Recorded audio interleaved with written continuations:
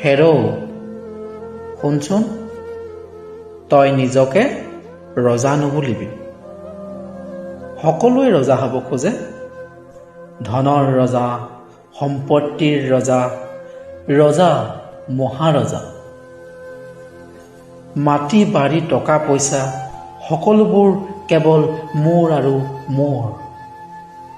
যিমান দিলেও হেঁপাহ নপলায়, একোৱেই নাথাকিব তোৰ। তোৰ ভাতৰ থালি সিহঁতে কাঢ়ি খাব খোজে, খাব নোৱাৰিলে পেলাই দিব, তথাপিও তোক নিদিয়ে। সৌটোলৈ চা, ভোকত কলমলাই আছে, কোনো এজন নোলাব কিবা দিবলৈ তাৰ ক্ষুধা পেটত। কাৰ কি আহে যায় অ'? তোৰো জানো আছে যে কবি ল ভাই তোৰ ক্ষুধা পেট দূৰ কৰ।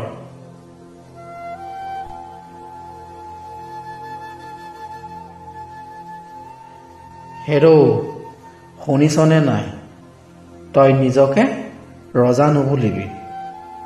সকলোৱে ৰজা হ'ব খোজে, ৰজা মহাৰজা, ধনৰ ৰজা, সম্পত্তিৰ ৰজা। দয়া মায়া এইবোৰৰ পৰা তই আঁতৰি থাক।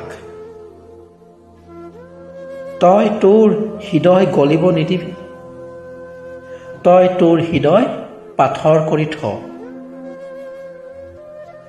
তোৰ বুকু কিয় কঁপিছে, তোৰ বুকু কিয় কঁপিছে অ'?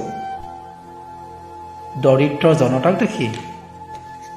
বাদ দে, বাদ দে, তই মুখা পিন্ধি থাক, এক্টিং কৰ, দেখিও নেদেখা ভাও ধৰ, অন্ধ মানুহৰ দৰে।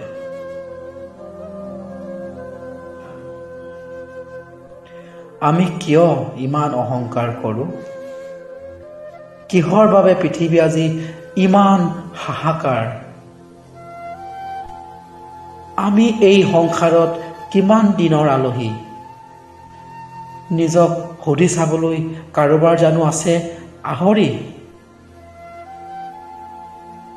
সুধি চালোঁ যে জীৱনৰ অন্তিম বেলাত মোৰ এই ধন সম্পত্তি, অহংকাৰ এইবিলাকৰ দাম কিমান?